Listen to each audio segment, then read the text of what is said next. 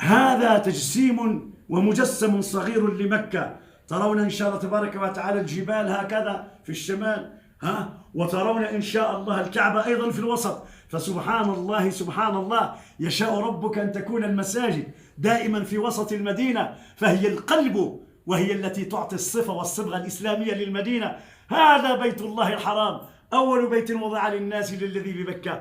انظروا إليه إن شاء الله. هنا بيت الله الحرام، الركن العراقي، الركن اليماني. انظروا إلى الحجر الأسود والباب بينهما الملتزم، وانظروا إلى ذلك الحائط المستدير خارج مكة، إنه حجر إسماعيل وهو جزء من بيت الله الحرام. وإن قريش حينما أرادت أن تبنيه اشترطت أن لا تدخل إليه مالا حراما أبدا، لا تدخل إليه الحرام، فلم يكفي إلا لبناء ذلك، وبقي هذاك بدون بناء، لأن الله أراد لمن لا يستطيع دخول مكة أن يصلي فيه.